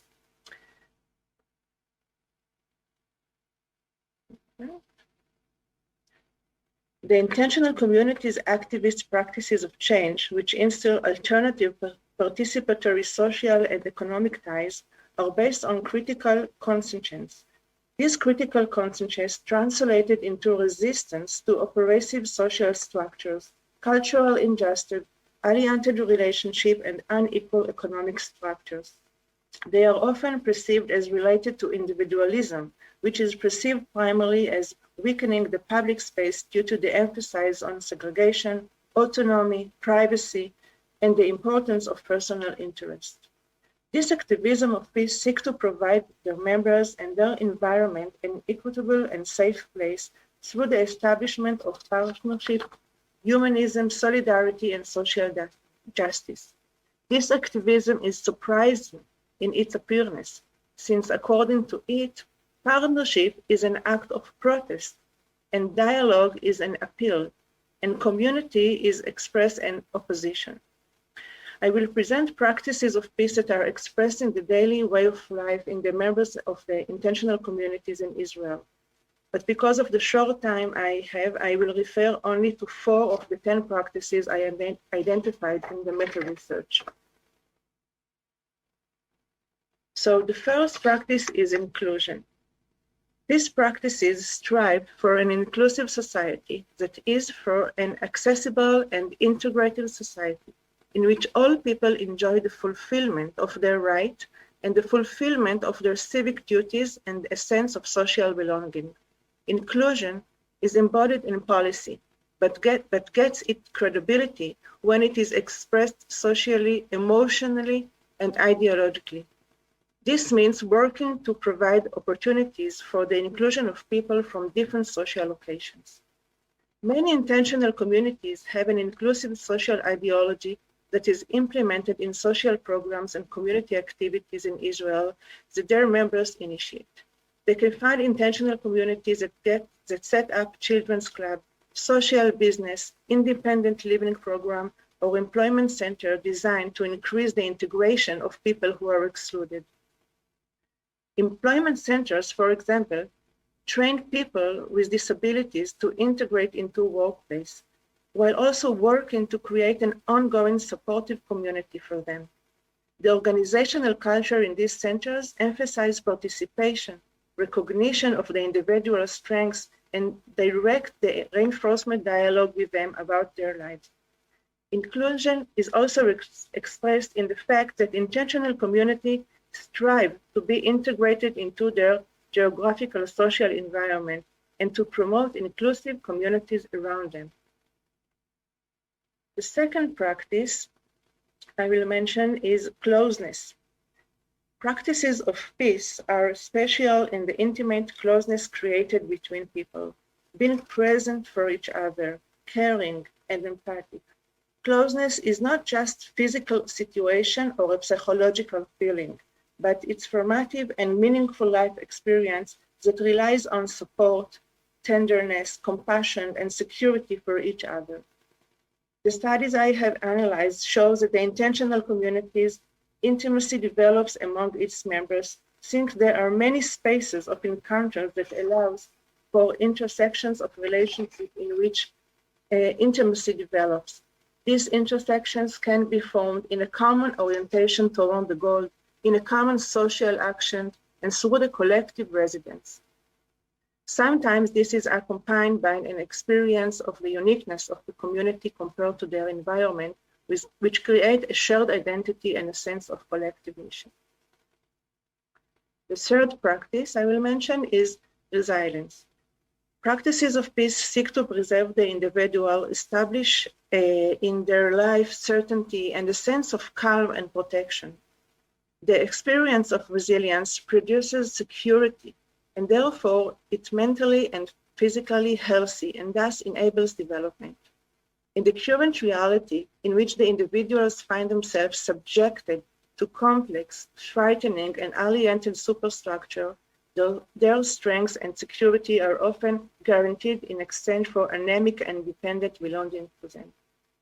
Practices that facilitate confidence in the life of individuals and their family will resist isolation, will resist manipulation and exploitation. Resilience in the context of peace is one that leaves the individual with higher levels of freedom, understanding, choice, power, and independence. Intentional communities in Israel provide social and ideological resilience, often without economic security, but with mutual guarantee for each other. The sense of resilience creates a transformation so that from a state of personal coping with life challenge, members can feel part of a safety net that protects them. Their confidence is also expressed in the ability to realize the critical ideology that seeks to create an alternative reality to the existing situation. Another challenge of resilience is also expressed in the personal private dimension from the community experience. Community members noted in the context of sense of community the importance of a common space that protects the individual from environmental pressure. They explained that for them, the community created in similar to safe feeling of being able to be naked around people seeking to create a human environment in which they see each other. The last practice that I will mention is critical awareness. Activist practices of peace advocates an understanding and critical consciousness about the way different forces shape our consciousness and the course of our life. They believe in a person's cognitive ability to understand and are aware of the ease of possible deceptions and manipulation of the power relation in society. They create openness, transparency, and comfortable space for learning so that people will understand, choose, and manage their life.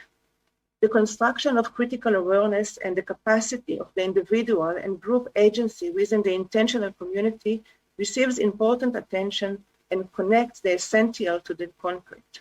It is shaped through learning events on different types of each group for itself and of networks that form among them. These include learning and discussion, social and spiritual doctrines, and especially deepening their understandings about managing their life and paving their future paths.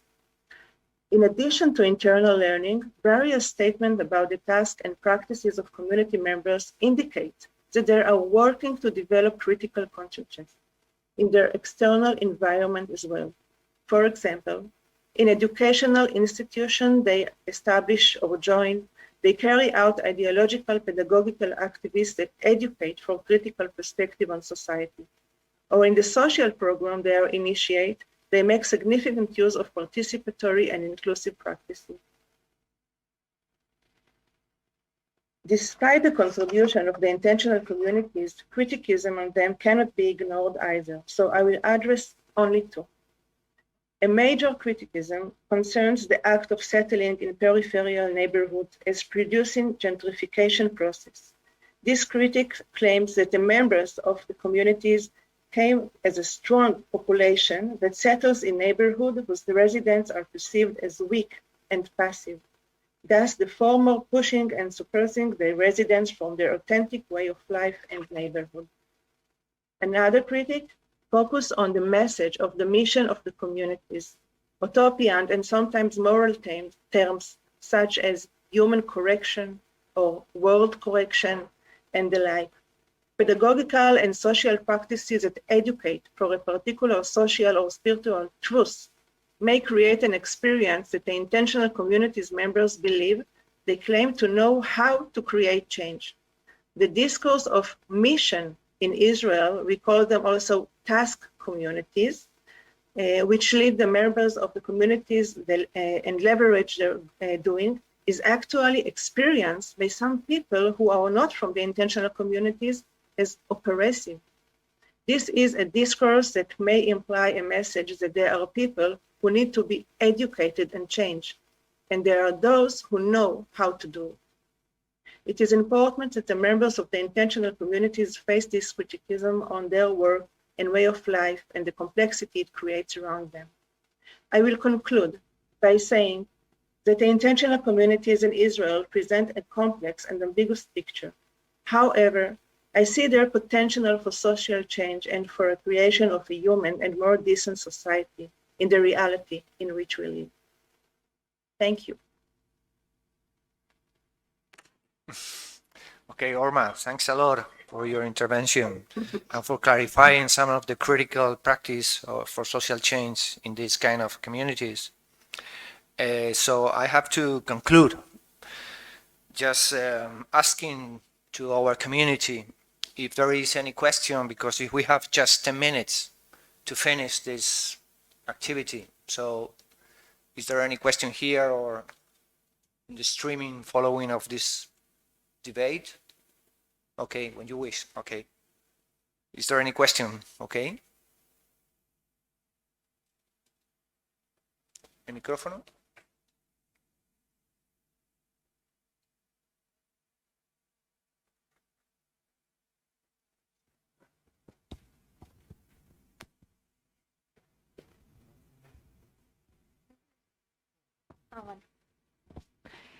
Thank you so much to all the presenters. I wanted to make like a general question in relation to the map presented by Junjie, which is to what extent do you think there are less of what we call intentional communities in the Global South, either because they call them differently, right? Even if they're similar experiences, or maybe because they have, in a way, preserved other ways of communal living or traditional self-governing, right? Or worldviews related to nature and to simple life. Some comes to mind, but to what extent do you think it's because of that? And in relation to that, to Menachem, to what extent would you call the kibbutz intentional communities? And for Noah, basically the same question, like, would you say the rainbow gatherings could be maybe what we could call like a ephemeral intentional community or not? Thank you. When you wish. Well, thank you, Lucia, for the question. And I'm very curious to hear what other panelists have to say. I do have some thoughts. I don't have a coherent answer as to why this is the case. Earlier on, I did a comparative study of the Indian subcontinent and the intentional communities that emerged there, many of them dating back really, really long ago. And my explanation then was that it probably has something to do with the worldview. And this is the worldview different from the Joe's presentation. It's a worldview pertaining to their religion. Generally speaking, in Hindu cosmology, risking gross generalization. There might be less of a linearity of time and of progress, and furthermore, the concept of lila, which they use to apply to the reality, pertains to something like a divine play, which takes away the urgency and emergency of utopian way of thinking as we see it. And so part of it has to do with the heritage. I do believe other parts of the world exercise different ways of alternative communal living, and this might be a reason perhaps in the future to expand the definition for intentional community.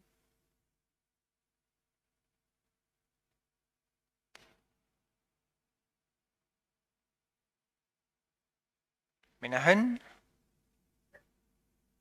Sí, yo creo que es bastante fácil definir al kibbutz como sociedad que es colectiva y es alternativa. Incluso el kibbutz más renovador, más con máximo de cosas privadas, todos son miembros todos son dueños en común de todas las empresas, de las plantas, de las casas, de todo. Todos son responsables por los demás. Es una responsabilidad mutua completa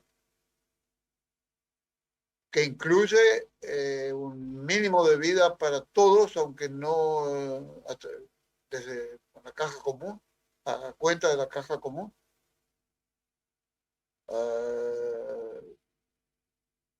En fin, creo que no hay... es una sociedad alternativa completamente a la sociedad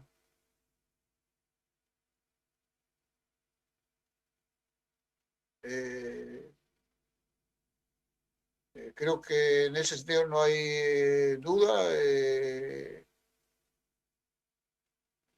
Tienen una idea utópica de dónde lo que se debe llamar una sociedad igualitaria y colectiva. Okay, Orma, would you like to answer anything?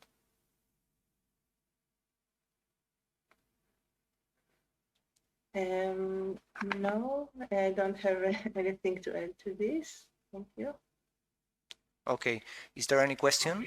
Okay. She also asked me a question. Could I answer?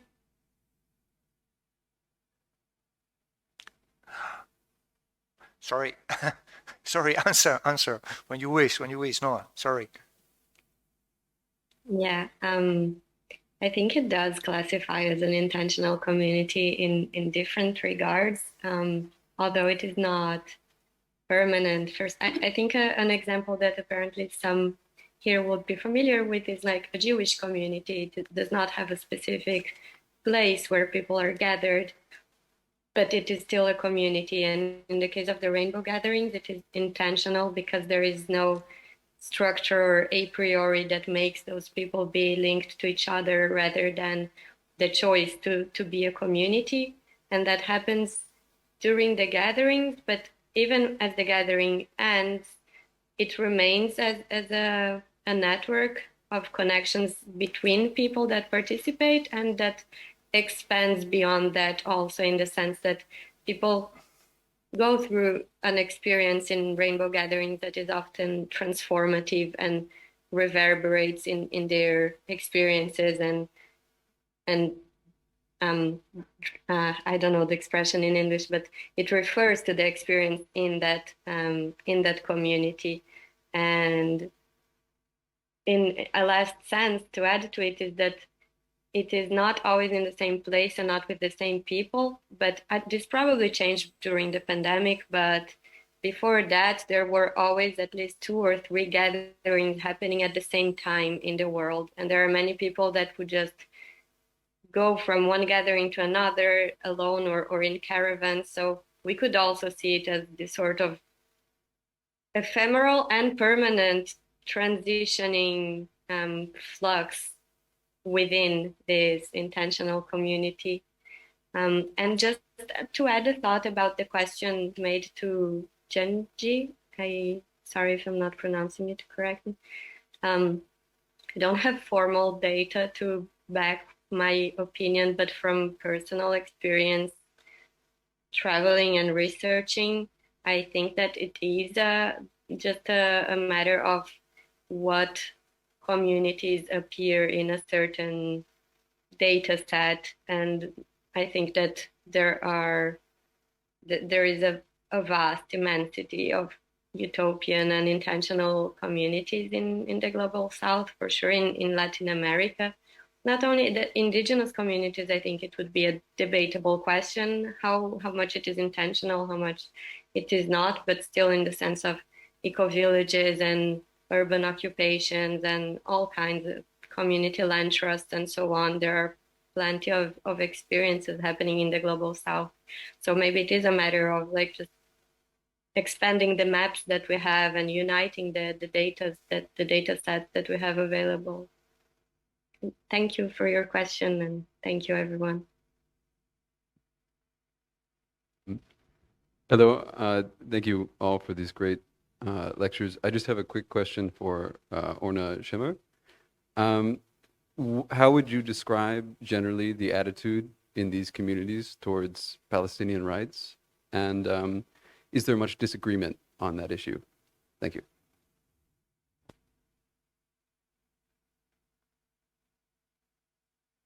Hard question. There are many communities, intentional communities in Israel with different ideologies. So I can't talk about all the intentional communities, about the attitude about this complex issue in one sentence, because there are really intentional community with opposite ideology concerning this issue. So it's really a complex question.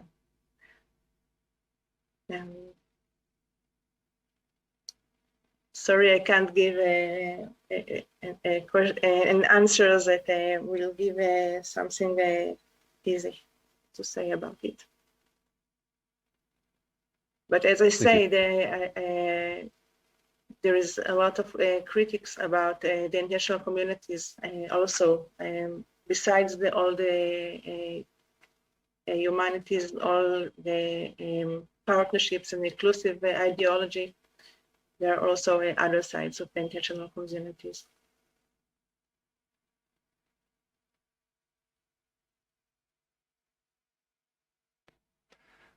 Well, we are gonna finish. I have some questions, but I have no time enough to ask you.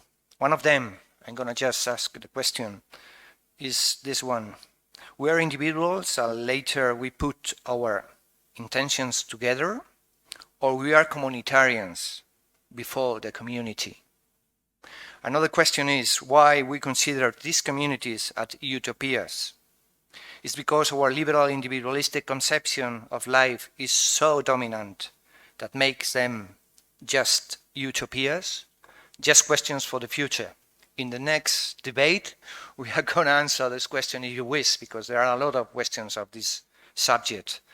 I would like to thank very much Pavla, Junjie, Joe, Menachem, Noah, and Orma for your contributions to this debate.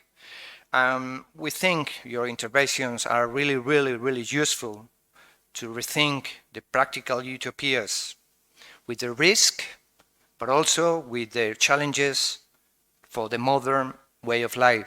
Thanks a lot, and thanks forever. Thank you.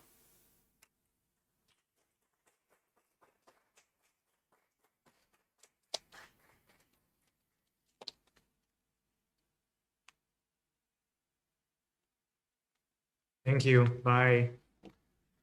Bye. Bye. Thank you so much. Thank Take you, care, George. everybody. Thanks a lot.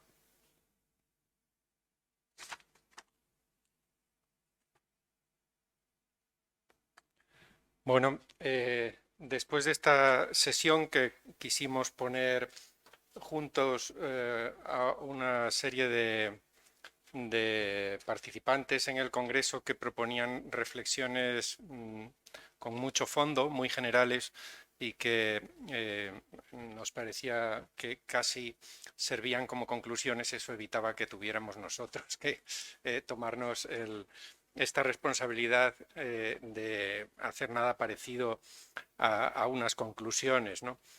Como en aquel célebre congreso en los años de la historia social, en que al final votaron si la revolución burguesa era burguesa o no se podía llamar revolución burguesa, y hubo una votación para decidir por la mitad más uno cuál era la verdad científica, ¿no? Bueno, simplemente unas palabras para despedirnos. Yo quedo muy satisfecho, espero que vosotros también, pero creo que hemos desplegado una gran cantidad de temas, de enfoques que giran en torno a este campo de las comunidades intencionales como manifestaciones del impulso utópico, y ahora tenemos sobre la mesa no tanto la respuesta a las preguntas que teníamos, quizá algunas sí, pero sobre todo muchas más preguntas más interesantes para seguir haciendo cosas, ¿no? No quiero dejar de agradecer porque el Congreso, si ha salido bien, es gracias a muchos que han puesto su trabajo y su esfuerzo. Sobre todo Elisabetta, que siento que no esté aquí, pero que ha llevado gran parte del peso de toda la preparación, el correo, y aún le queda una parte de esas tareas. Bueno, a Luis, que se ocupó de bastante de las redes, de buscarnos conexiones, gente que nos pudiera ayudar. A Ana, que hizo el diseño de los carteles. Por cierto, los carteles, si alguien quiere uno, se los puede llevar, están aquí para eso. Es un diseño de ella, aunque a última hora se nos olvidó ponerlo, que el diseño era suyo, pero es suyo el del programa también. Y como veis, está haciendo fotografías para dejar alguna constancia gráfica del Congreso, de su ambiente y de lo guapos que estábamos todos. También a Diego, en fin, a todos los que han estado en la sala haciendo que esto funcione, al comité organizador, los sufridos moderadores, a quienes aún voy a pedir un esfuerzo más, que es el de hacer ese pequeño informe que pido sobre cada sesión para componer un informe colectivo de lo que fue el Congreso, al comité científico que tuvo que leer, valorar y seleccionar las propuestas recibidas. Por supuesto, arriba el streaming, que están ahí escondidos en la pecera, y que no solo han llevado las conexiones telemáticas, sino que mucho más nos han animado a ser un poco más vivos en las redes y salir un poco de nuestra zona de confort del Congreso clásico, académico. Al Centro Cultural La Corrala, que siempre nos acoge sin pedir absolutamente nada a cambio, y que realmente es un sitio estupendo para reunirse y hacer este tipo de cosas. Y sobre todo a los autores de las ponencias, las mesas redondas, los audiovisuales, las publicaciones que se han presentado, las preguntas que se han hecho desde la sala o desde fuera de la sala, porque realmente ese es el corazón del Congreso, ¿no? Y eso es lo que no queremos perder en modo alguno. Estamos terminando los certificados para dar a todo el mundo de todo lo que cada uno hizo, por si la burocracia lo requiere o a uno le gusta coleccionarlos o cosa por el estilo. Están hechos, pero como ahora todo se firma electrónicamente, no los podía firmar hasta hoy o mañana para que no lleven una firma anterior al día en que todo terminó y esté certificando cosas que en aquel momento yo no podía certificar. Entonces, entre mañana pasado los iréis recibiendo por por correo electrónico. Fuera de todo esto, que no es muy importante, a mí me parece que el Congreso ha valido la pena, que nos incita a repetir, por supuesto, que nos incita a hacer más cosas en esta línea. También corremos el riesgo de que todo siga siendo un poco underground, no solo porque estamos ahora mismo bajo el nivel del suelo y sin ventanas al exterior, ahora nos toca, no solo metafóricamente, nos toca salir fuera y nos toca, como diría Suso, hacer de esto una historia pública, ¿no? Es decir, que no quede solo entre nosotros, y tenemos algunas ideas de cosas que vamos a hacer. Mover en redes el material audiovisual de estas sesiones. Bueno, están esos informes que queremos hacer sobre el Congreso. Estando aquí reunidos nos llegó la petición del Ministerio de que acuda a contarles qué estamos haciendo. Bueno, pues también iré y se lo contaré, ya que tienen esa curiosidad, ¿no?, de saber qué hacemos con su dinero, con el dinero de todos. Pero es importante también pensar si queremos publicar los textos de lo que aquí se ha hablado, es decir, dar forma de textos un poco más acabados a lo que hemos presentado. Y a lo que hemos discutido. Tenemos la posibilidad de hacerlo, es una tarea de la que en principio se va a ocupar la Facultad de Filosofía y Letras de la Universidad de Buenos Aires, que colaboró con la organización de este congreso, y como ya no estamos aquí más que unos pocos de los que hemos participado, no creo que tenga mucho sentido que ahora abramos la discusión sobre cómo queremos publicarlo. Es algo que haremos a través del correo electrónico, preguntar a la gente, preguntarnos entre todos si queremos publicar los textos, o la gente tiene otros planes con su texto, y bajo qué modalidad, papel o electrónico, libro, revista, acceso abierto o no, todo esto. Os lo iremos preguntando en los próximos días. En todo caso, esto nos va a llevar un tiempo, tener paciencia. Al menos yo termino muy cansado y necesito un respiro. Creo que el grupo en su conjunto, he sometido al grupo a una prueba de estrés realmente. Estamos terminando ahora un diccionario de lugares utópicos, que es una especie de obra faraónica con muchos participantes, y la gente está con el agua al cuello terminando sus voces para el diccionario, y eso se nos ha juntado con el Congreso. Todo esto va a ser en 2022, tanto la publicación que hagamos salida de este Congreso como el diccionario, y también nuestra siguiente reunión, las jornadas sobre la ciudad y la utopía, que tenemos siempre dándole vueltas de cómo hacerlo, será ya en 2022. O sea, bueno, que se avecinan muchas tareas, muchas aventuras, trabajos duros, pero lo que ahora toca es descansar. El Congreso ha estado muy bien, os agradezco a todos la colaboración, y los que puedan, pues celebrad hoy el éxito de este Congreso. Yo desgraciadamente tengo que salir pitando y no puedo quedarme a ninguna celebración, pero estaré en espíritu con los que lo hagan. Gracias.